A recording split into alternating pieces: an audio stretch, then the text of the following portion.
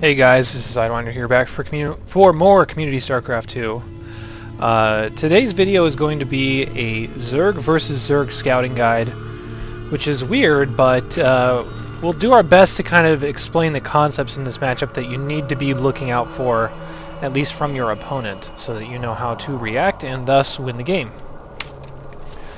Zerg vs. Zerg is a weird matchup, and this is going to actually be, by the way, just a game between Rhett and Sen from BlizzCon 2011.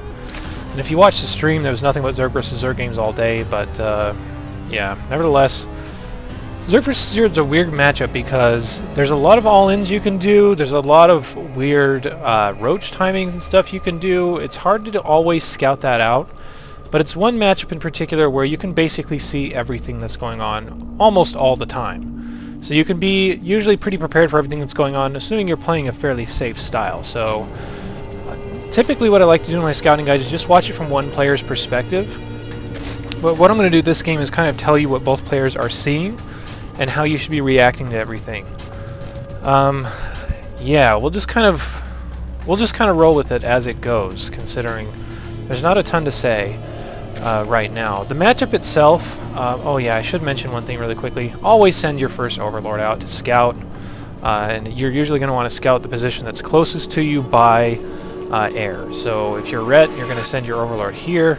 If you're Sen, you're going to send it here. But one thing is that you'll notice both these players changing their Overlord courses before they actually get there. That's because they have not seen their Overlords cross paths. So they know that they're not in this position because every player that's at this level always sends their first Overlord out by air. So they both know where their opponent's spawning, and they're spawning cross positions. Sen is going hatch first, and Rhett is going for pool first. And there's different little intricacies of each that we'll get into in later videos because they all kind of deserve their own little set of reads and reactions you should be making to each of those. But the matchup in particular, it focuses around three stages. The first stage is Zergling and Cheese stage. The second stage is Banelings. And the third stage is Roaches. And that Roach stage can last forever, or it can win or lose a game or whatever. If you advance too quickly out of any of these stages or don't respect that they exist, you could just die. So if you go straight for Mutas and they go Roach, or if you go straight for Roaches and they go for a lot of Banelings and Zerglings, you could just die. So what they're doing right now is Rhett sending out a few Zerglings to see what's going on. They're mostly scouting Zerglings. They're not going to get a ton done, but if you look at each of their Overlords, they're spreading Overlords so that they can see in a straight line from their opponent's base to their own. So let's say Rhett gets a Overlord right here, an Overlord here, an Overlord there, and one right here. If Sen sends something out or vice versa, they'll be able to see everything as it's coming along. So this is one rare matchup where both players have basically total map vision for essentially the whole game. Obviously that's not going to work if one player goes Mutas or Hydras or something like that, but like I was saying before, if you do anything too fast in this matchup, you could just die. The same thing goes to say that if you just make drones too fast in this matchup, you could just die. Now let's see what Rhett is going to see. What he's going to see, he's going to come in here, and he's going to see a hatch first out of Sen. This is a very early hatch. You can compare it to your own, since your supplies are basically going to be very similar all the time. And you can see if his hatchery's already done, and my hatchery's only about a third of the way done, you know he went hatch first as opposed to pool first. So he's being greedy. He probably has a lot of drones, which if we take a look at the income tab, we know that he does. He has 4 more drones. This opens up a window in which you'll have a unit advantage for quite a long time, assuming you can get units over there and not lose them. So what Rhett's doing behind this is he's going Banelings. And that's because Banelings are the second stage of Zerg vs. Zerg. If he went straight for Roaches, he would be giving away any advantage he might have. Sen could drone up a lot, throw down some spines, and Rhett's attack just wouldn't do much because Roaches are slow, they're beefy, they're expensive in comparison to Banelings, so there's a lot of different things you need to consider. So a lot of this matchup will come down to micro, but you still want to know how you're supposed to be reacting to everything. If you're Sen and you see these few Zerglings here, you know that he probably went pool first because you went hatch first, and obviously your job at that point is to defend it. And there's little fights going on here, but Rhett's idea with these Zerglings is he's going to get as much scouting information as possible. If he can, he's going to want to run these Zerglings up into Sen's main. And this is why Sen is playing a little bit defensively and preventing Rhett from just running right up there and seeing what's going on. Behind this, if you're fighting a hatch first, and you can't scout, you have to assume they're going for either defensive banelings or skipping straight to roaches, but that's really, really risky to do. So what you can also do, as we can see Sen doing, is just be creative with your overlords, be active with them. Sen is going to check out the timing of this hatchery finishing, and that's what he can see. But again, you can see both players have very nice vision coverage. So Sen can see right in front of Rhett's base, and Rhett can see right in front of Sen's base as far as anything that's coming.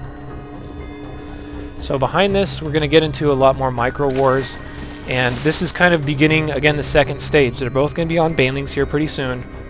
Roaches are inevitably going to follow that unless one person dies to the baneling fights. So at this point, you're kind of just trying to establish what tempo your opponent's on. You obviously need to keep making drones, keep making sure that your economy is on pace with him without making too many drones. So do occasional pokes up their ramp, say with Zerglings, or it's basically just only Zerglings that you're going to use. Just poke up there with Zerglings, see what kind of units he has. If you can get anything into the main, especially once speed is finished, and if your speed finishes faster than your opponent's, you can get in their main, you can run around and see everything. But you basically need to be directly reacting to everything that's going on. We can see Rhett wants to push this into the third stage, which means that he wants to kind of play defensively. So once you get past that third stage, scouting at that point is a little hard to do because then they can have a lot of queens out. You won't know exactly when they're transitioning. Let me mention one quick thing really fast. On this roach stage, both players have to go roach. If one player does not go roaches, they need a ton of spine crawlers, and they need mutas out as soon as possible if that's what they're going for. So if let's say you're Rhett, let's say you're grabbing these Zerglings right here, and you run a couple of Zerglings up there to see what's going on, and if you see like 5 or 6 spine crawlers, you know that he's going for something really risky behind that, like infestors or mutas or something really weird like that. So that's going to mean that you need to go back home, set up anti-air. Mutas don't break spore crawlers very well at all, especially with queens there that can heal them. And from that point it kind of turns into, it's not so much a game of scouting as it is a game of just tempo control. So like I said, scouting is really rude in this matchup, and I kind of want to show you what each player knows, or at least what their perspective is right now. Sen sees all these Zerglings up at the top of the ramp, so he's going to run his banelings up there and see what he can do. If he can detonate on all these Zerglings, that could just end the game right there. Vice versa, I mean, along also with what Sen can see, he knows nothing about what Red is going to do, but he can't assume that the roach transition is on the way. He does not have roaches of his own. He does have evolution chamber coming up so that he can get attack upgrades, but so he's progressing a little bit slower in terms of the 3 different stages of Zerg versus Zerg most of the time. And he's going to be a little bit aggressive considering he's waiting for that stage to come through, or at least waiting to commit to that third stage.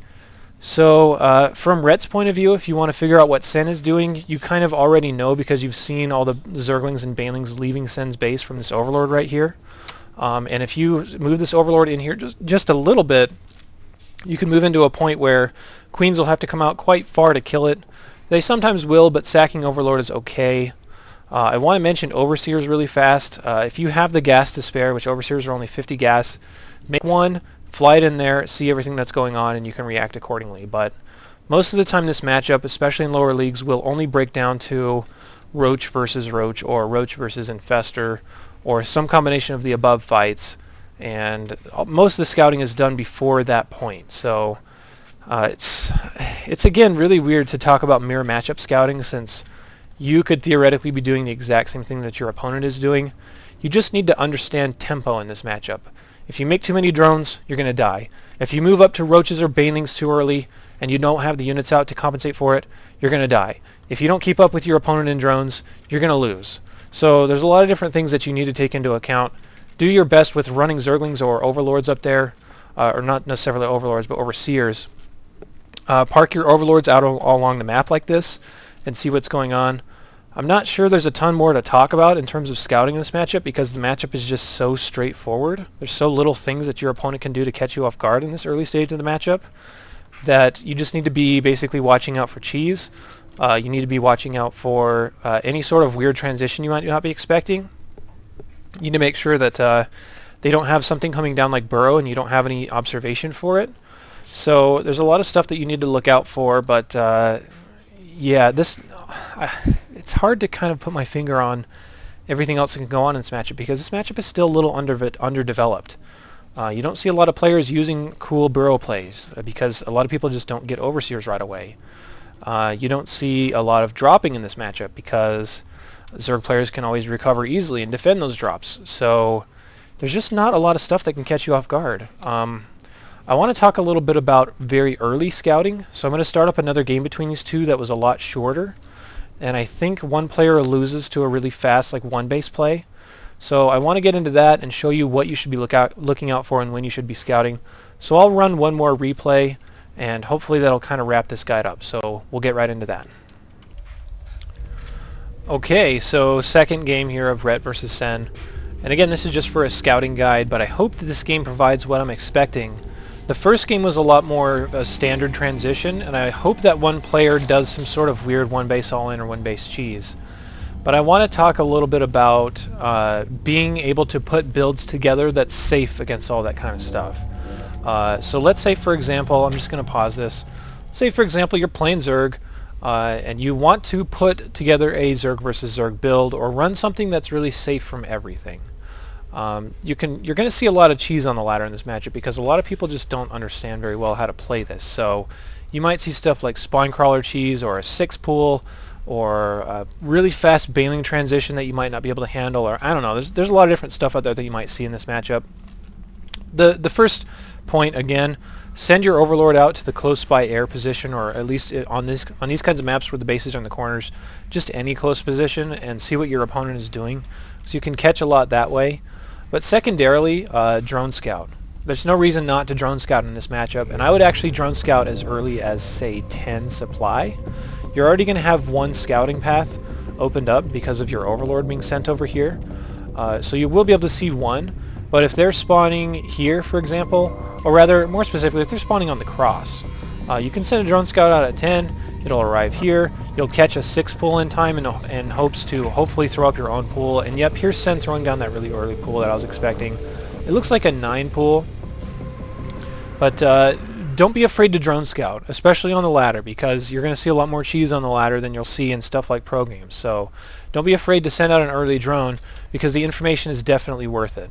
In this case, they both know where each other is spawning, so it's just a matter of if Rhett's overlord gets there in time to see what's going on. But your builds in Zerg versus Zerg should be able to audible and adjust into stuff that you need to protect yourself. So in this case, Rhett, you don't want to get too terribly greedy. If you go hatch first against something like a 6 to 7 pool or 8 pool or whatever, you could just die because you won't have the stuff on the field that you absolutely need.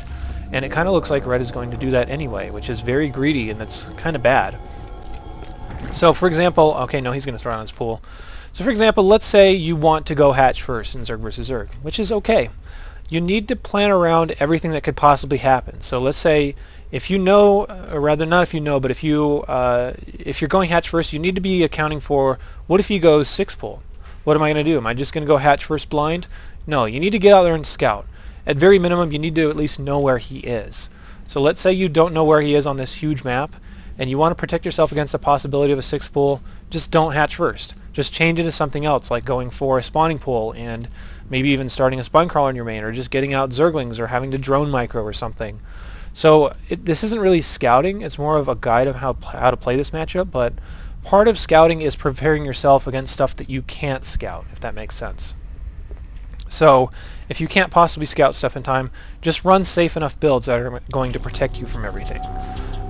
If you're going to be cheesing like this, there's not a whole lot of reason to scout. You just kind of need to know where your opponent is so you know where to send Zerglings or whatever over to.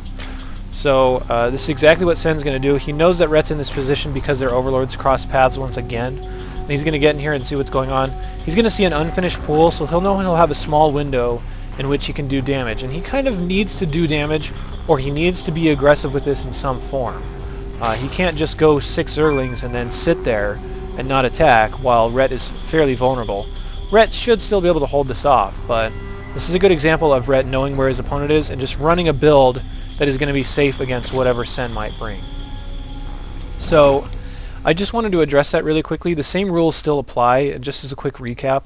Zerg versus Zerg is going to go through 3 stages. The first stage is purely Zergling.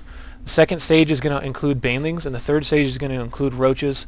Sometimes those steps can be skipped or kind of danced around a little bit, but those are always going to be the 3 main stages, and you need to understand where to implement all those.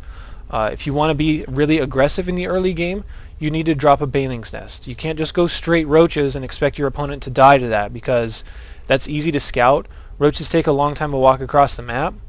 You won't have any speed on your roaches or anything until lair tech. And if they just sit here on one base and throw up like 2 or 3 spine crawlers, your roaches aren't going to do anything, because spine crawlers are really good, especially against low number of roaches. So you need to kind of play out tempo and just play enough Zerg versus Zergs, and play standard Zerg versus Zergs so you can understand this kind of stuff. If you go into every game with doing what Sen is doing and just cheese and run 6 Zerglings into your base and try to kill your opponent, and then just kind of do whatever after that, you're not really developing yourself, and you're not doing very well in terms of scouting. So this is a weird matchup. I hope you guys appreciated the information that's in this guide. If you have any questions, please post them down below, and I try to get to every comment that's left on my videos, so if you have any questions, I'll do my best to answer it. And if I miss too much stuff in this video, let me know, and I will remake it, which I've done in the past, as the game does change, or I can, forget something when I'm casting this. So leave me a comment down below if you have anything to say about this. But until next time, I will see you guys later.